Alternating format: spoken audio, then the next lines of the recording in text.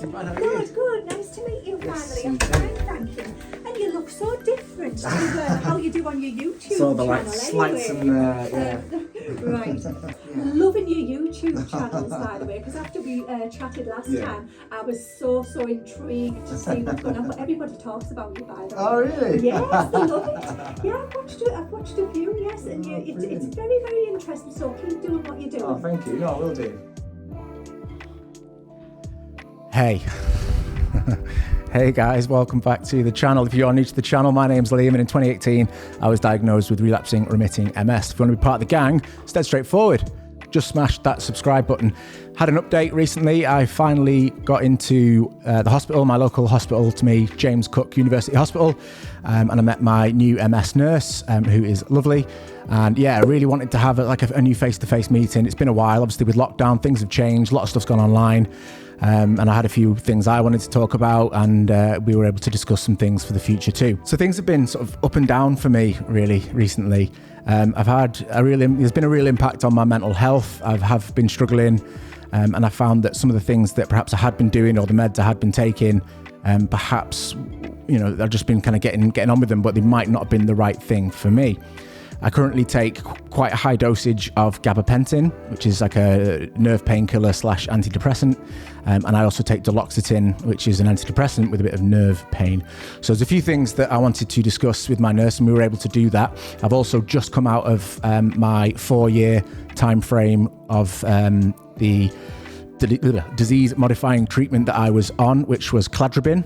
For those of you who aren't familiar with cladribine, it's like a chemotherapy in tablet form. Used to be used for sickle cell leukemia, I believe. And with that, you take a tablet every day for 5 days, nothing for a few weeks, then a tablet every day for 5 days, then nothing for a year.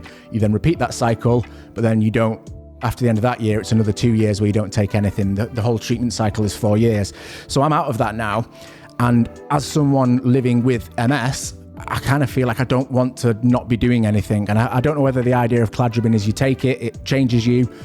You are at risk of things like graft versus host disease. It permanently changes your body. So I guess the idea is once you've taken it, that should be it and you just live your life. But I want to be, with the kind of decline in my health and the symptoms have increased, that those things I've seen recently, I want to be taking something. So I've discussed the opportunity of going on to a new disease modifying treatment. And in order to do that, what we're doing now is booking another MRI so we can see if there has been any new activity, and we can have a kind of a refresh post cladribine. And then from there, we're going to look to perhaps change the antidepressant that I'm on, because this one, it does have its side effects in that it makes it difficult to fully enjoy the romantic side of my life. Read of that what you will, which is frustrating, and obviously that doesn't really help my mental health either, because I would like to be able to enjoy that side of things. So yeah, next steps for me, I'm going to have another MRI. Bloods all came back good from when I for post-cladribine, so they've checked my blood work, that's fine. So I would like to be going on to something new, preferably, I think there's a couple of different options where you have an IV, either every 6 months or once a month, depending on which one you go for. I've heard really good things about those, and perhaps that might be a direction that I go into. So yeah, waiting for another letter now to come through from my nurse. Lynn was fantastic, and she's going to then set me up with another MRI. There we can see, has there been any new activity? Is there anything we need to be aware of? And then from there we can say, right, well, these are the results. Things are fine, or things have increased.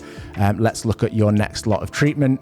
Let's look at any changes to tablets or medication that you might be on. So yeah, in my opinion, a long overdue catch up. And it was nice that it was face to face. It's been a while since I've had to go into the hospital, but I think sometimes when you're there and you're with the with the team, you kind of feel like you're being more proactive, and you're doing something about your multiple sclerosis, as opposed to, for a lot of us, a lot of the time we're just sort of sat hoping things are okay. So the ability to go in and have that catch up, and the ability to then book another MRI, something that I've requested. So if you are feeling like you need or should be having another MRI, speak to your team, and they will be able to arrange that for you, because I think it's really important that we know the answers, that we have the answers, and that we, if we don't know what's happened, or we don't know where we're at, then we don't know what direction to go in.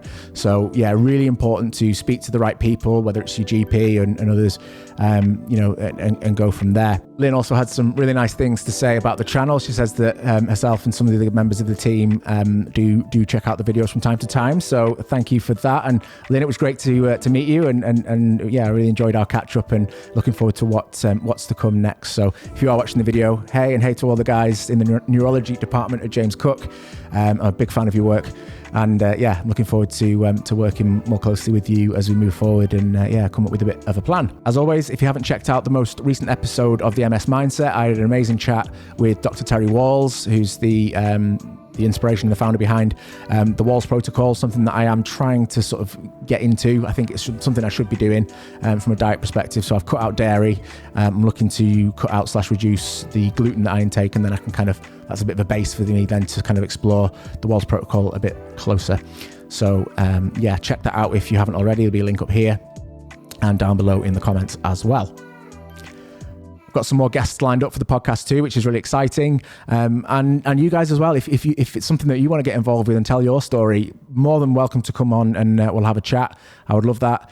So yeah, drop me a comment or send me an email. I'll put contacts here and on screen and things like that. If you do want to get in touch or you want to jump on the podcast, I'd love to have you.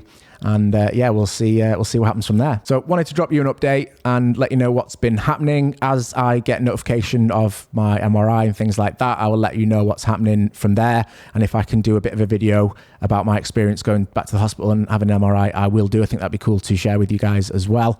And yeah, appreciate your support as always. If you enjoyed this video, do hit that like button. If you didn't enjoy the video, hit the dislike button. That's also what it's there for.